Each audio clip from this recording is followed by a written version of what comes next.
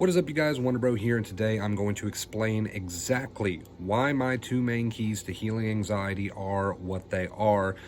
For starters, what are my two main keys? My two main keys are to use that accepting inner voice instead of telling yourself negative things, horrible things, scary things, horrific things. So when you're experiencing those intrusive thoughts or symptoms, you're not up in your head adding a bunch of negativity to it. That is my first of the two main keys. The second is positive behavior, behaving as if you are already healed, doing positive things, behaving in a positive manner. So let's discuss why those keys are what they are. So for anybody still struggling, you've been on my channel for a while, you're not sure where you're going wrong, maybe, and not that we haven't been over this before, but I'm going to try to put it in new ways. Maybe understanding the science behind it will help you really dedicate to these two keys. So let's start with number one there, the accepting inner voice. No longer doing the negative thinking. When you experience intrusive thoughts and feelings, instead you respond to them with the accepting inner voice, short and sweet, whatever you want to tell yourself, instead of the negative, horrible things that you're used to telling yourself as you experience those intrusives. Why is that so important?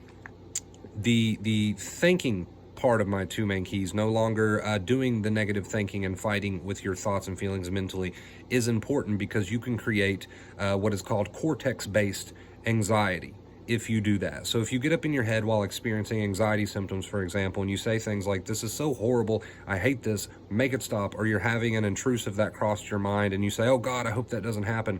When you do that, you create, again, what is called cortex-based anxiety. What is your cortex? Your cortex is your thinking mind. It's what you tell yourself, right? Cortex-based anxiety is one of two forms of anxiety. So when you're adding that negativity and you're fighting with those thoughts and feelings mentally with your horrible inner dialogue, you are creating more anxiety. You are working yourself up with that cortex-based anxiety. So you're creating anxiety in that way. That is why my key of no longer mentally fighting with your thoughts and feelings and instead of just having an accepting inner voice is so important. Secondly, positive behaviors. Why do I want you to go around smiling, laughing, singing, talking to people, getting involved in life, doing fun things, doing hobbies? Not saying you have to be busy 24/7, but why do I want you to act as if you're healed? Why do I want you to, even though your anxiety symptoms are burning hot, physically and mentally, the intrusives and the symptoms, even though you feel like such crap with anxiety, why do I want you to act in such a positive manner, right?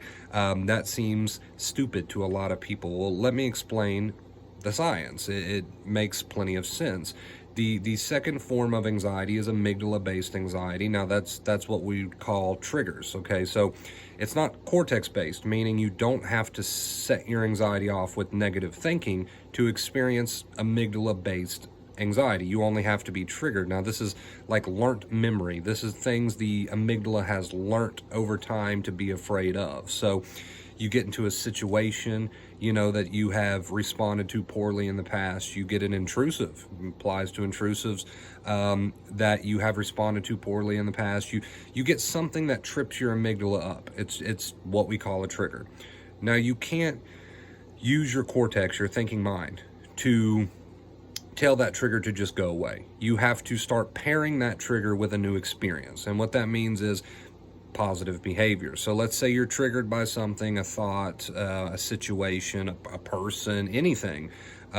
You're triggered by something and you start to use positive behavior. Now, you're not going to feel like that, but you do it because you've watched my videos, right? So you're triggered, your anxiety is like a 10 out of 10. You're not adding cortex-based anxiety because you're using the accepting inner voice, so you got that key underway. And then you're jumping into key number two. You're creating a new positive association, right? So you're triggered. Now you're using positive behavior. You're listening to a song. You're not fleeing the situation. You're talking to someone around you. You're acting as if you're already healed. No, you don't feel like it, but you are. And the reason you're doing that is to make that new connection. So you do that every time you're triggered. You act as if you're already healed. You start to show the brain, hey, yes, you triggered me over something, but look at how I'm acting. I'm creating positive experiences. I'm behaving positively. So this trigger is not needed. Okay, and that's exactly why my two keys are what they are. Again, let's go over it very put it as simply as I possibly can. Not fighting with your thoughts and feelings mentally, aka using the accepting inner voice, is important because you can create additional anxiety by telling yourself shitty, horrible, negative things. That's why you need to use the accepting inner voice, okay? So we don't create cortex-based anxiety.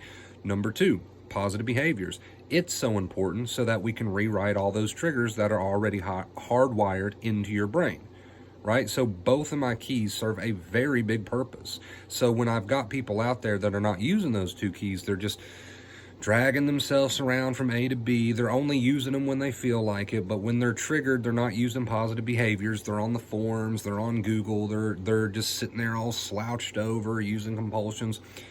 It's just not going to cut it. It's just not going to work, right? So, you know, sometimes I have people that use one of the two main keys, but not both of them. So I got people eliminating cortex-based anxiety, which means they're using the accepting inner voice. Great, they're not adding fuel to the fire, but they're not doing positive behaviors. Every time they're triggered by that amygdala-based memory, they're triggered, they are using shitty behaviors, very negative behaviors, and they're just trying to talk their way out of it.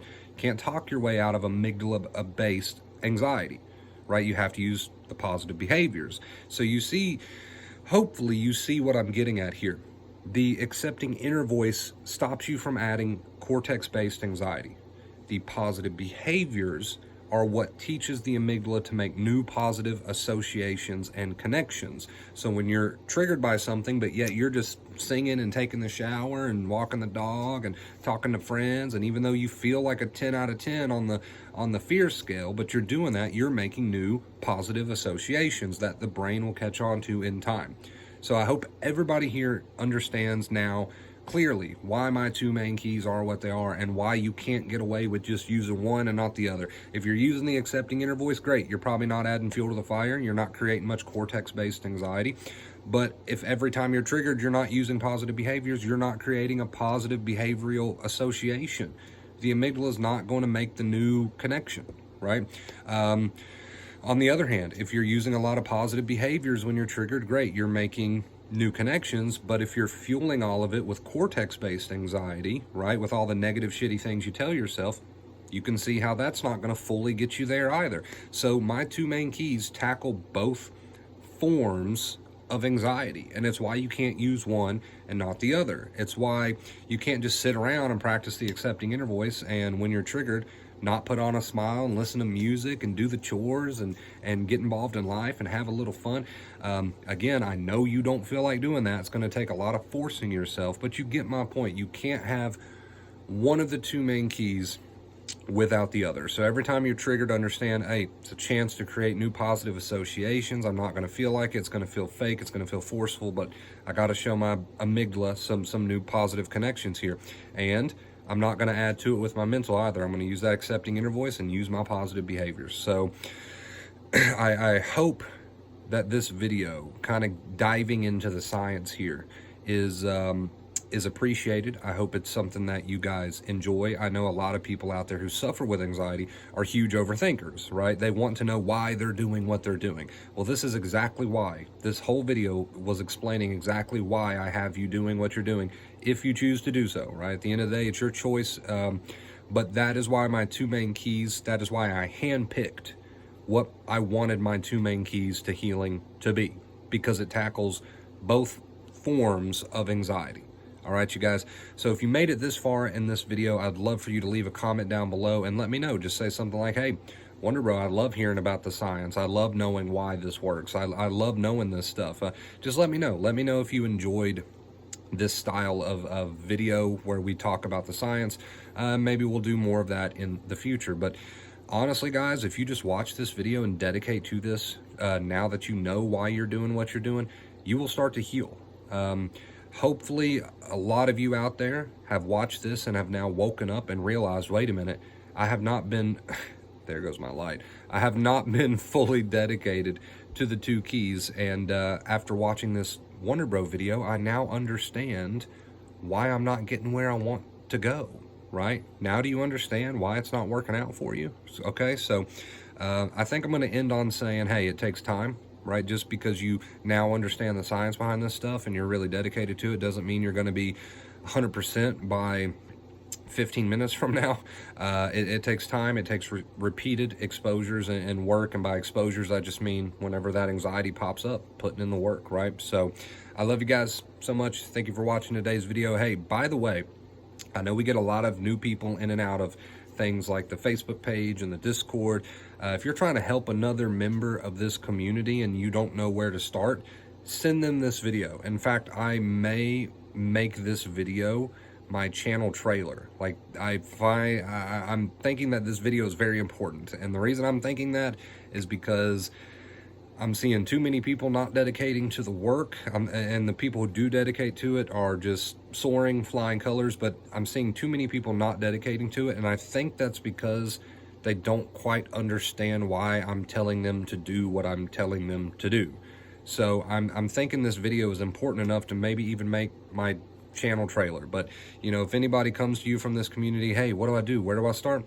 Send them this video right here. This is a very important video. I love you guys. Thank you so much for watching. I hope you enjoy your rest of your day, your night.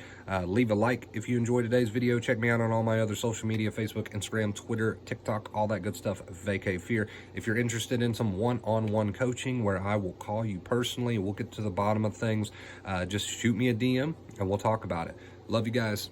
Stay awesome.